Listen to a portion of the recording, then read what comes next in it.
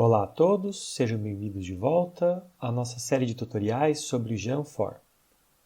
E hoje nós vamos falar sobre os elementos sensíveis do nosso detector. Em primeiro lugar, o que são elementos sensíveis? São as partes do nosso detector que realmente detectam algo. São pedaços da nossa geometria que fazem o papel de um sensor.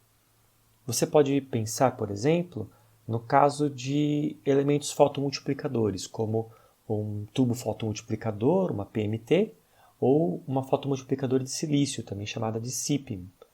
Esses sensores disparam uma corrente elétrica quando interagem com fótons. Esse é um exemplo de elemento sensível. Mas, no fundo, para o Geant, não importa muito como a parte física desses elementos funciona. Para ele, o que importa é que um elemento sensível é aquele onde, quando uma partícula adentra o seu volume, ele dispara uma ação. O Geant tem uma classe especial para lidar com esses elementos sensíveis, que nós vamos ver já já. E, como eu disse antes, os elementos sensíveis, em inglês Sensitive Detectors, a tradução correta acho que seria então detetores sensíveis, são representados pela sigla SD e são pedaços da geometria ou partes da geometria que disparam ações quando uma partícula adentra o seu volume. Hoje, nós vamos usar elementos sensíveis para detectar partículas de qualquer tipo. E antes de entrar em como isso funciona, nós precisamos falar sobre um conceito do Geant que eu já mencionei algumas vezes antes, mas até agora não tinha me aprofundado, que é o conceito de passos, ou steps. Os passos de propagação, propagation steps, funcionam assim. A simulação ela é dividida em partes. Conforme uma partícula se move através do volume do mundo, ela faz isso em passos discretos, que podem variar de tamanho. Esses passos são pré-determinados e calculados a todo momento, de forma que a quantidade de energia depositada naquele elemento, naquele passo, seja bem incremental. Ou seja, a cada pequeno passo, um pouquinho de energia fica no detetor, mas nunca demais. Isso serve para garantir uma continuidade dos processos, já que, no fundo, esses processos são discretos, eles acontecem em um passo de cada vez, mas eu estou tentando mimetizar um processo contínuo de perda de energia das minhas partículas, conforme elas atravessam a matéria do detetor. Quando a gente precisa, você pode mudar as configurações do Geant para dizer qual é o menor passo que você tolera na sua simulação e o maior também. Isso se for necessário. No geral, para todos os efeitos aqui nesse tutorial, nós vamos deixar nos valores que são default dele. Assim como um segmento de reta, todo passo tem duas pontas. Uma que é chamada de pré-passo, um momento antes do passo, e depois o pós-passo, ou momento após o passo. Dependendo do tipo de informação que você está interessado, ela se divide entre esses dois momentos. Um exemplo óbvio é a posição, ou até o tempo de propagação, o tempo de simulação dessas partículas. Como o passo é realmente um passo no espaço, no meu volume do mundo, então dizer que eu tenho um momento antes do passo é a mesma coisa que dizer qual é o vértice da posição dessa partícula antes de dar esse passo. E depois eu tenho um outro vértice como esse após o passo. Esse é um exemplo, mas eu tenho outras informações que são relacionadas com o passo como um todo, como, por exemplo, a deposição de energia que eu mencionei antes. Quanto de energia saiu da partícula e foi parar no detetor ou em outros processos durante aquele passo. Então, isso não tem distinção entre pré-passo e pós-passo, porque tem a ver com o passo como um todo. E toda essa informação pode ser acessada através de uma classe concreta do Geant, que é o G4Step. Lembre-se, em C++, classes concretas são aquelas que eu posso usar direto. Eu não preciso provocar uma herança para uma classe minha. Eu simplesmente posso invocar essa classe, instanciar um objeto e usá-la. Então, dito isso, vamos voltar para os detetores sensíveis, para os elementos sensíveis. Então, a classe que lida com os elementos sensíveis é a classe G4 vSensitive Detector. A gente já sabe que esse Vzinho aqui representa Virtual. Então, essa classe ela é uma classe abstrata. O Geante, ser virtual, significa que você pode querer herdar dela, mas nem sempre é uma classe abstrata. Então, qual que é a diferença? A diferença, classe abstrata, são aquelas onde pelo menos um método declarado para você herdar é igual a zero, é um método nulo. Métodos dentro da sua classe que são igualados a zero não têm um endereço na memória. Então, eu tenho a interface para ele, mas eu não tenho um endereço na memória. E a sua linguagem de programação, no caso o C++, não permite que você crie uma instância, porque afinal uma instância de uma classe é uma cópia desse código binário na memória. Mas se ele não existe, está proibido de existir na memória, eu não posso instanciar. Classes que tenham pelo menos um método com esse formato são chamadas classes abstratas. E nós já vimos isso antes, lá no tutorial 1 ou 2, quando nós usamos isso para saber quais métodos nós tínhamos que sobrescrever. E nós vamos fazer a mesma coisa hoje. Para nossa sorte, essa classe ela tem apenas um método que precisa ser sobrescrito, um método que é igual a zero, que é esse método aqui, processHits. Eu já vou explicar o que ele significa, mas antes disso eu quero dizer que ela tem vários métodos virtualizados. Então, esta classe tem vários métodos que você pode querer sobrescrever para personalizá-los no uso do seu código. Mas esse é o único que é obrigatório e é o único que nós vamos precisar para o exemplo de hoje, que é bem simples. Então, o que esse processHits faz?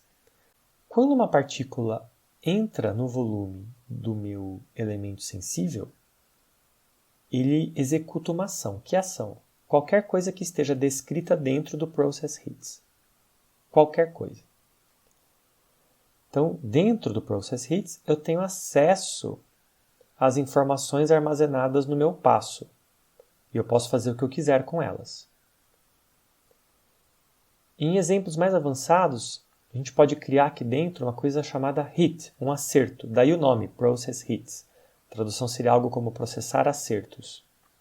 Mas eu não vou falar sobre isso hoje. Como sempre, vamos fazer isso juntos, indo direto para o nosso código. Então, estamos aqui, exatamente onde paramos no tutorial anterior, no tutorial 5. Eu tirei uma cópia daquela pasta e não mudei absolutamente nada. Para mostrar que está tudo igual, como sempre, eu vou abrir um terminal, compilar. E aqui eu quero fazer um comentário antes de continuar. Então, aumentar um pouco as letras.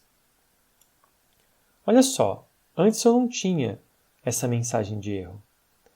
Ela está aqui porque eu precisei formatar o meu computador e instalar tudo de novo. E apesar de eu ter instalado a mesma versão do Geante que eu tinha antes, apareceu esse errinho aqui.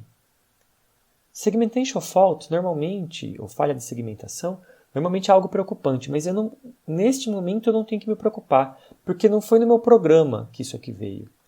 Olha só, meu programa foi compilado, ele está aqui normalmente, e está funcionando. Exatamente como estava no anterior. Então, de onde está vindo isso? Está vindo daqui da nossa macro de compilação. Aqui dentro, nós temos esse programinha do Geante, que só o que ele faz é inserir aqui o caminho necessário para encontrar as bibliotecas na hora de fazer a compilação. Posso mostrar isso para vocês colando aqui embaixo. Olha lá o que ele escreve. Ele escreve o caminho para a pasta lib. E olha aqui o segmentation fault. Eu não fiz nada, eu só executei esse cara aqui. Então essa mensagem está vindo daqui.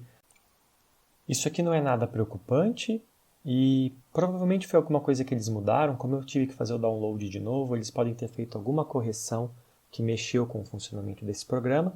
Mas desde que esteja compilando corretamente, para mim está tudo certo. Então não tem que se preocupar com isso agora.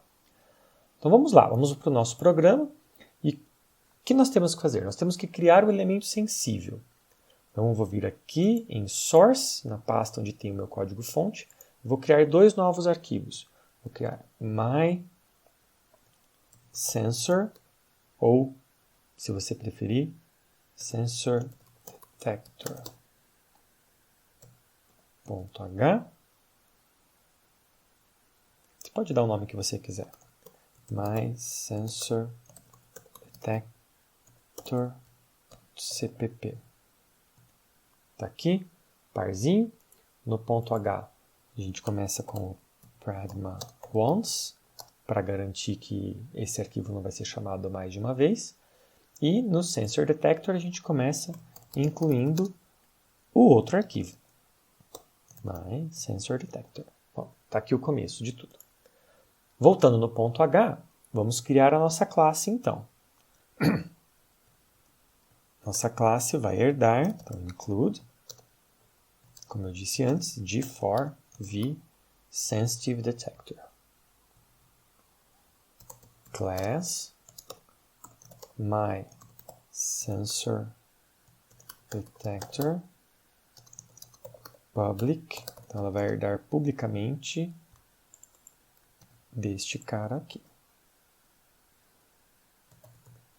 Ponto e vírgula, chaves e ponto e vírgula. Bom, o que nós temos que ter aqui? Toda classe precisa ter construtor e destruidor. A gente pega o próprio nome, então. Esse é o nosso construtor e este é o nosso destruidor. Mas não é só isso. Para ter certeza do que a gente tem que fazer, eu vou clicar aqui e apertar F12 para ir para o código-fonte desse cabeçalho, desse arquivo H. E aí nós vamos ver o seguinte, está aqui, ó, d4 sensitive detector. O construtor dele tem um parâmetro. No mínimo, ele pede um nome. Ou ele pede um outro igual para fazer uma cópia. Isso se chama construtor de cópia. Nós precisamos, pelo menos, declarar este aqui. Então, não existe elemento sensível sem um nome. O nome é obrigatório. Já o destruidor não precisa de parâmetro algum. Então, vamos lá. Vamos pegar aqui. Vou pegar isso. Passar para cá. Ok? E como eu disse antes, além disso, tem um monte de coisa aqui que eu posso querer sobrescrever, mas eu preciso desse aqui, que é o único que termina em igual a 0. É o único que obrigatoriamente eu preciso sobrescrever. Troco igual a 0 por override. E aqui nós temos o nosso process hits. Muito bem. É só isso. Aqui nós terminamos o cabeçalho. Agora nós vamos para a descrição do nosso detetor mesmo. Deixa eu fechar esse aqui que eu não preciso mais. Vamos organizar um pouquinho aqui. E o que eu tenho que fazer é pegar o nome do meu programa. Ele serve aqui na unidade de tradução. Ele serve como espaço de nomes, então eu tenho que colocar ele com os 2 pontos antes em tudo. Lembra, esta é a declaração, aqui é a implementação. Na implementação eu não preciso escrever nem virtual, nem override. E o que eu tenho que fazer é abrir espaço para realmente fazer isso daqui acontecer. Então, eu abro e fecho chaves, posso deixar um ponto e vírgula aqui no meio, mesma coisa aqui. Mesma coisa aqui. Então, olha só. Minha classe está pronta. Ela não faz nada ainda, mas ela está pronta. Em princípio, eu não preciso de mais nada. Então, agora o que eu faço aqui dentro do Process Hits? Esse é o lugar onde eu tenho acesso ao meu passo. E por acesso, eu quero dizer o seguinte, aqui dentro, eu posso fazer assim. Cout std Cout. Para poder fazer cout, eu tenho que vir aqui em cima e incluir IO stream. Então, std cout.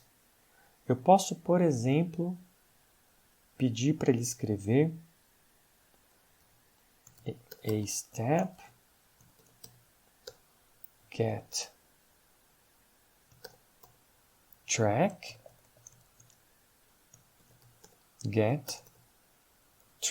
ID. Eu tenho tudo isso de informação, vocês perceberam conforme eu comecei a digitar, ó, get track, eu tenho ó, track length, track status, track velocity, volume, weight.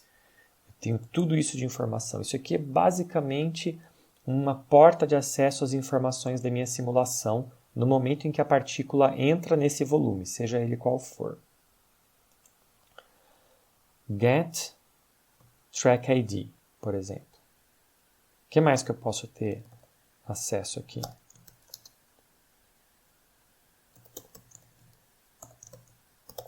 std underline. Isso aqui vai escrever o código único de identificação do meu track. Ah, eu estou vendo aqui que ele está grifando de vermelho. Eu disse que isso daqui estava pronto, mas na verdade não está. Esse é o nosso construtor e eu preciso passar esse nome para alguém. Falha minha. Então, como eu faço isso? Eu preciso chamar o construtor da classe mãe. Então, eu preciso chamar o g4v-sensitive-detector e passar name lá para dentro, que é o nome que entrou aqui. Pronto. Agora sim. Outra coisa é que a gente pode passar isso por referência constante.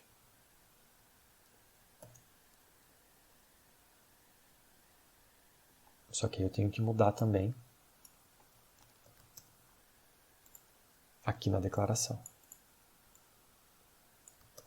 Referência constante evita que isso seja copiado na memória. Tudo bem que eu só vou criar isso uma vez, mas é sempre bom, sempre que possível, utilizar a referência constante.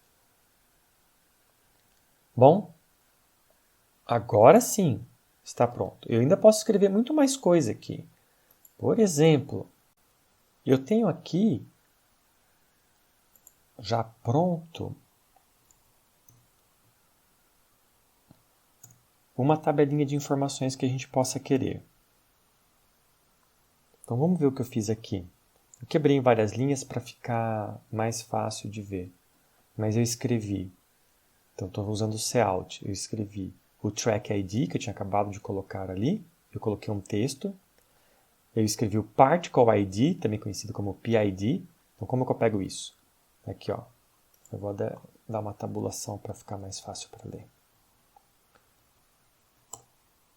A step, get track, get particle definition, get particle name.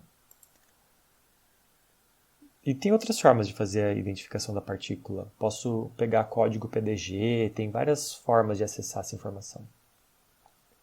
Depois, NDEP, Energy Deposit. Como que eu pego isso? Primeiro, eu usei aqui um comandinho para dizer quantas casas eu quero que escreva, qual é o tamanho, o número de casas decimais. Para isso, eu preciso vir aqui e fazer um outro include. Não é obrigatório fazer isso, mas fica bem formatadinho. IO manip. E aí eu ganho essa funçãozinha que me diz, eu quero escrever o que vem depois com 7 algarismos significativos. Além disso, tem essa outra funçãozinha aqui do lado, que o próprio Giant calcula para mim, baseado na característica do que eu estou mandando escrever, qual é a melhor unidade para representar. Eu posso vir aqui e incluir este cabeçalho também. Include unit table. Unit table. G4 unit table. Tabela de unidades. A última coisa que faltou aqui, tem uma variável que eu não criei, que é o depósito de energia, então energy deposition. De onde que eu pego isso? Eu pego do meu próprio passo, então a step total energy deposit. E aqui eu pego a posição, então eu pedi para ele escrever a posição, e nós temos duas posições. Eu posso pegar a pre-step point, depois position, ou eu posso, lembra, tem as duas extremidades? Deixa eu mostrar para vocês aqui. Eu vou apagar só esse pedaço aqui, para vocês verem. Eu tenho pre-step point, e aí eu tenho todas essas informações, que são informações da minha partícula antes de dar o passo. Fique à vontade para testar tudo isso daqui, todas que tem get, né? E ver, na verdade você pode escrever get aqui para filtrar, e ver todas as informações que você tem sobre isso antes do passo. Ou eu venho aqui e posso pedir, tem que apagar tudo, post-step point. Mesma coisa, coloca aqui um get para você pegar todas as informações que você tem. São as mesmas informações, essas são informações antes e depois do passo, diferentemente do depósito de energia que tem a ver com o passo como um todo. É importante pegar, nesse caso aqui, a posição antes do passo, get position, porque depois que ele deu o passo, ele já está dentro do sensor. Isso aqui pega a última posição imediatamente antes de adentrar no sensor. Posição mais próxima do sensor antes de entrar. Ok. E assim temos o nosso elemento sensível. Agora temos que usá-lo. Então, como eu uso isso? Vamos lá no nosso construtor, MyDetector, no CPP, no arquivo de tradução, na unidade de tradução. E aqui eu vou invocar o nosso elemento sensível. Então, MySensorDetector. Dentro da construção do nosso detector, eu vou criar, da mesma forma que eu fiz antes, aquela sequência de sólido geométrico, depois volume lógico e volume físico. Eu vou fazer a mesma coisa, a mesma sequência. E agora eu vou criar o meu sensor. Então, Paulo Sensor Box. Vamos fazer outra coisa em formato de caixa, não tem problema. Vou copiar daqui de cima, só porque é mais fácil. De for box, o nome vai ser Sensor Box. E o tamanho, então lembra que o nosso detetor parece uma caixa de sapato comprida e eu criei aqui umas variáveis, comprimento e largura. Então o comprimento dele vai ser na mesma direção, na direção X, ele vai ser bem fininho, lembrando que aqui tudo é metade. Okay? Então vamos dizer, por exemplo, meio centímetro, ou se você preferir, 5 milímetros. Só que tem que ser dividido por 2, porque tudo é metade. E aí, a altura e a largura, eu posso fazer ele com a mesma altura e largura da caixa. Então, seria o width sobre 2, width sobre 2. Na verdade, isso aqui vai causar uma colisão, porque o volume interior da caixa tem isso daqui menos o tamanho da parede, esse skin. Então, para não ter colisão, eu quero fazer um sensor que ocupe completamente a seção reta do meu detetor. Vocês vão ver quando eu mostrar depois isso aqui lá no nosso visualizador. Sempre bom evitar colisões de volume. Então, Auto. Agora a gente vai fazer o volume lógico. Então, Log Sensor. New. Está aqui como a gente cria o volume lógico. Pode copiar de qualquer um desses ou pode tentar fazer direto aqui. O volume lógico, eu chamo a geometria. Então, Sensor Box. O material. É recomendado que o material do seu elemento sensível seja o mesmo material que o rodeia. Nosso elemento sensível vai ficar dentro do argônio líquido, então ele é feito de argônio líquido. Você pode estar se perguntando, mas isso não diminui a fidelidade da simulação? O meu sensor não é de silício, não devia ser de silício? Ele pode ser de silício e nada impede que ele seja, desde que você nunca peça aqui dentro para guardar a posição depois que ele entrou no volume. Porque depois que ele entrou no volume, ele perdeu energia, ele interagiu com aquele ambiente. E não necessariamente ele interagiu como um sensor interagiria. Aí, realmente, para aumentar a fidelidade da sua simulação, você teria que lidar com os fenômenos físicos dentro do seu sensor. Como a única coisa que eu quero é que ele escreva isso daqui na tela, quando a minha partícula entrar no sensor, eu posso deixar o material dele igual ao material que o rodeia. E mesmo porque eu pedi para ele guardar só a informação antes de entrar no sensor, então tanto faria no meu caso. Podia ser de aço aqui. Não faz diferença nenhuma. Continuando então, isso aqui precisa de um nome. Load Sensor. Ok, temos o volume lógico, agora vamos colocá-lo em algum lugar do meu mundo. Eu vou colocar ele a princípio bem no centro da minha caixa. Auto Phase Sensor. New. Essa aqui é a classe. Eu posso copiar inteiro desse exemplo aqui, fica mais fácil. O que eu tenho que mudar? Primeiro é a rotação, depois é a posição. Eu vou deixar em 000. Depois é o volume lógico. O volume lógico agora é Load Sensor. Depois nós precisamos do nome. Então, quem que é esse daqui? Sensor. Quem é o volume mãe? Ele vai ser inserido dentro do argônio. Então, o volume mãe, se a gente voltar aqui para trás para lembrar, é esse cara aqui, ó, é o interior, detector interior. E o volume mãe é log detector volume. Então, põe aqui o volume mãe. Ele só tem uma cópia, então ele não tem múltiplas cópias, é falso, o número de cópias é 0. Muito bem. Até aqui, isso aqui é só mais uma coisa dentro do meu detetor. Agora eu preciso informar o que é um elemento sensível, criando um detetor sensível. Auto Sensor. Esse é o meu sensor. Bom, new my sensor detector. Qual é o nome que nós vamos dar para ele? Sensor? Pode ser o nome que você quiser. Se quiser, pode chamar de PMT, pode chamar de CPIM, que seria um fotomultiplicador de silício. Tanto faz. Importante. Cada sensor tem que ter um nome único. Então, isso é relevante. Não dá para ter sensores com o mesmo nome. Ele identifica unicamente pelo nome.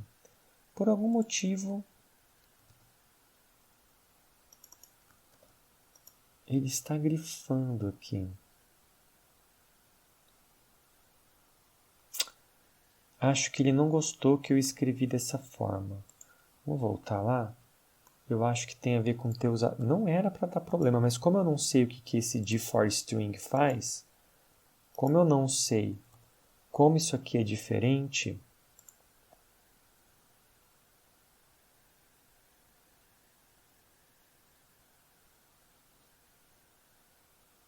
não, nada a ver. Eu sei o que está acontecendo. Pode ir. Voltando. Ele grifou aqui. Vamos ver a mensagem de erro. Está falando que o construtor é inacessível. Eu sei por quê. Eu esqueci de uma palavrinha-chave. Quando você cria uma classe, por padrão, tudo que você declara aqui é privado. Eu preciso dizer que isso daqui é público. Sempre o construtor é público e todo o resto aqui é público também. Volta lá, isso aqui deve sumir. E sumiu. Excelente. Então, esse aqui é o meu sensor. E agora, vamos pensar um pouco. O que é o volume lógico? O volume lógico é a união da geometria com o material. O que é o elemento sensível, o detetor sensível? Ele é um disparador de eventos, ele dispara uma chamada quando algo acontece, quando uma partícula entra nele. Então agora o que eu preciso fazer é conectar os dois. Eu pego o meu volume lógico, LOD sensor, e digo, opa, isso aqui apareceu sem querer, set sensitive detector sensor.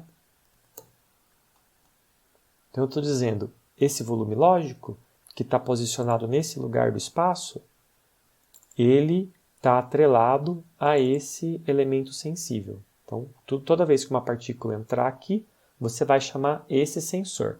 E esse sensor vai chamar o Process Hits, que vai escrever na tela isso daqui para mim.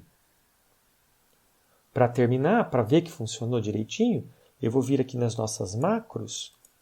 Lembrar que na nossa macro de muons, que é o que nós estamos trabalhando até agora, aqui embaixo eu ligava esse verbose aqui no nível 1 para escrever o máximo possível de informação na tela. Eu não quero mais, eu vou pôr tudo zero.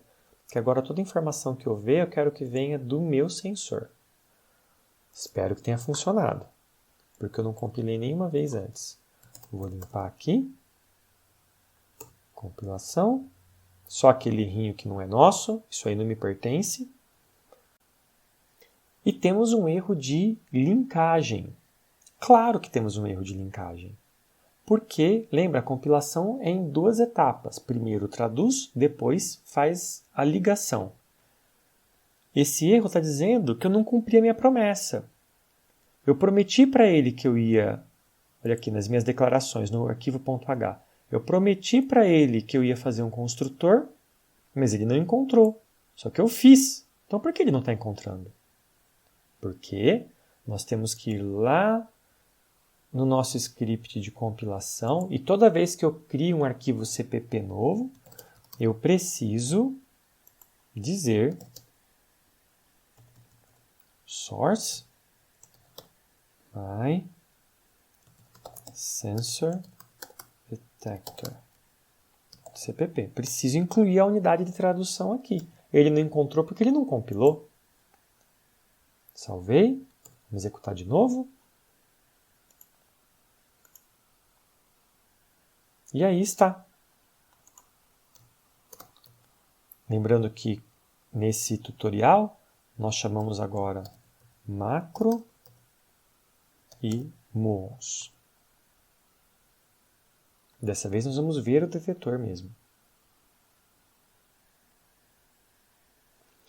Lá está o nosso detetor. Esse aqui é o nosso elemento sensível. A gente pode vir aqui do lado, na árvore, procurar sensor, tem um quadradinho branco na frente, dê 2 cliques. Você colocar em vermelho, ele vai aparecer em vermelho aqui. Olha lá, nenhuma partícula atravessou o nosso sensor nesse evento. Que pena. Isso porque ela está muito longe, tá vendo? O sensor está muito longe do ponto de entrada. Então o que eu posso fazer é efetivamente diminuir o meu detector. Vamos fazer isso. Ele está muito grande para esse exemplo. Eu disse que ele tinha 50 centímetros. Vamos fazer ele bem estreito. Que tal se a gente fizer ele com 5 centímetros? Então eu vou cancelar meu programa, compilar. Lá está. Dessa vez nós temos uma partícula que atravessou. Acho que é o próprio muon que atravessou. Agora o nosso detetor ficou pequeno demais, né? A gente ligar aqui o sensor vermelho. Ficou pequeno demais. Mas eu deveria ter visto alguma coisa. Será que eu vi? Vamos voltar o texto para trás um pouco aqui.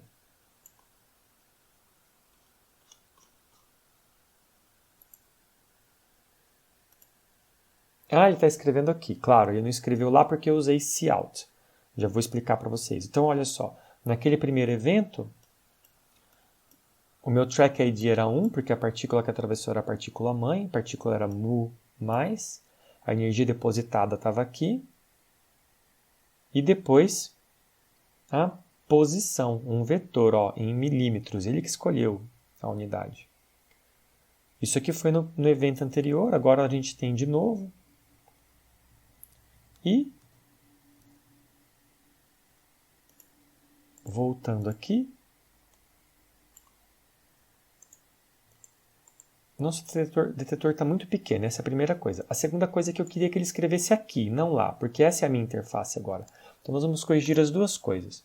Primeiro, eu vou aumentar um pouco o nosso detetor de novo. 50 era muito, obviamente 5 é pouco. Vamos colocar 20 centímetros. Essa é a primeira coisa que eu vou mudar. Próxima coisa que eu vou mudar é aqui onde eu escrevi, ao invés de usar cout, a gente pode usar algo do próprio Geante, de for cout. E a mesma coisa aqui embaixo, de for endline. Isso substitui o cout com a vantagem que ele sabe quando a interface é gráfica, ele sabe quando a interface é aqui no terminal, e mais, eu posso direcionar isso aqui para um arquivo no futuro. Então, com essas duas mudanças, eu vou sair do nosso programa, compilar e executar uma última vez, e agora deve ficar exatamente como eu queria.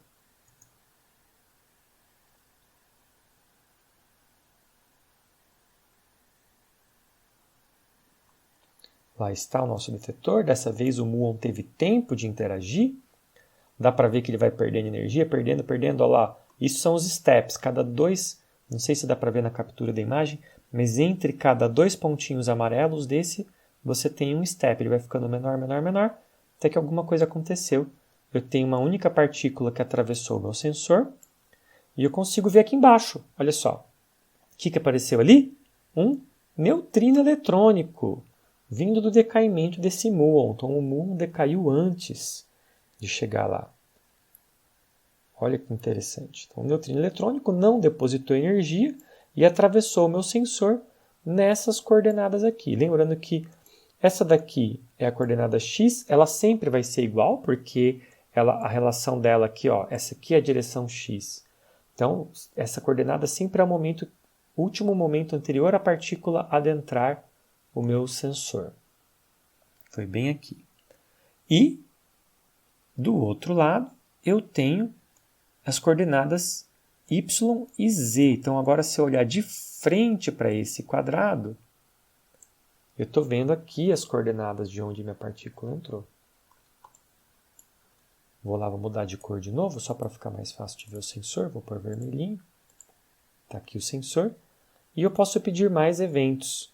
Olha só, esse ficou bonito, hein? Várias coisas atravessaram o meu sensor. E, dessa vez, olha, eu estava aqui na primeira linha, agora a gente foi para cá. Ó, esse aqui é outro evento, lembra? Tem que ter como separar eventos, a gente pode fazer isso em outro momento, separar os eventos. Mas aqui basta ver que eu tive positron, eu tive raio gama.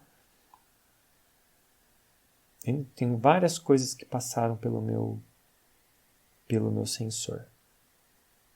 E eu posso, de fato, colocar um material diferente aqui. Só para vocês verem a diferença, vem aqui e nós temos aço, que é igual ao resto do material. O que acontece se eu fizer o meu sensor de aço? Afinal, nada melhor do que explorar, né? Ao invés de só confiar no que as pessoas dizem, a gente pode explorar um pouquinho. Então, para nós, a princípio, não muda muito.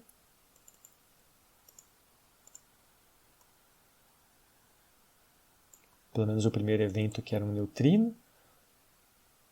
Mas agora o que muda é só que, como o último passo é o passo que entra no detetor, o passo registrado, ele é metade dentro, metade fora do meu sensor, pode mexer um pouco no depósito de energia aqui, mas em geral não. Em geral, toda vez quando uma partícula entra num novo volume com um novo material, ele encerra um passo na fronteira. Então, isso não deveria acontecer. Mas está aqui, funcionou do mesmo jeito, é só uma conveniência de você ter ele com o mesmo elemento. Eu acredito que em versões antigas do Geante era obrigatório que o elemento sensível fosse com o mesmo material do ambiente ao redor. Mas agora é só uma questão realmente de como você quer que essa deposição de energia aconteça aqui. Se você vai se preocupar com a partícula, eu poderia fazer, por exemplo, isso daqui bem denso para garantir que a partícula fosse absorvida aqui e não fosse para o outro lado. Então tudo depende de como você quer personalizar a sua simulação. Uma última coisa, para ser justo com a nossa simulação, a gente tem que se perguntar assim, se isso é um elemento sensível, e ele está dizendo aqui que ele detectou uma partícula com depósito de energia 0 elétron-volts, precisamente 0, faz sentido isso? Faz sentido dizer que uma partícula interagiu com um elemento e não trocou energia com ele? Não faz sentido algum. Aliás, não só aqui onde você tem alguns gamas que atravessaram, mas se a gente continuar propagando a simulação, em algum momento, olha aqui, ó, vai aparecer um neutrino. E a gente sabe que o neutrino não é detectado dessa forma. Né? Eu tenho aqui milímetros de material e o neutrino deu sorte de interagir? Não.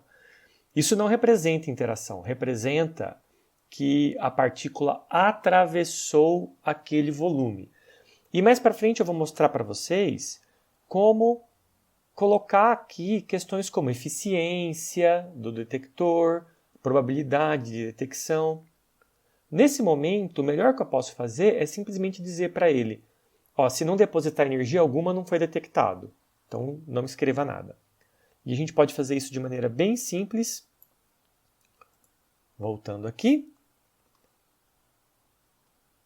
no meu detetor sensível, onde eu escrevo na tela e colocando um condicional antes. Eu posso pegar aqui o depósito de energia e fazer uma consulta.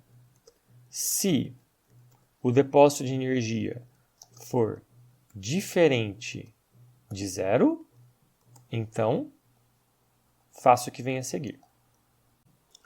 Vamos avançar alguns eventos. E aí repare que dessa vez ele não, olha só, não está aparecendo nenhum com depósito de energia nulo. Então eu tenho um detetor de partículas, qualquer tipo de partícula, isso não é realista, mas pelo menos eu estou ignorando aquelas que atravessaram sem depositar energia. Então se não tem interação dentro do meu detetor, a detecção não ocorreu de verdade. E é isso por hoje. Muito obrigado e vejo vocês no próximo. Até lá!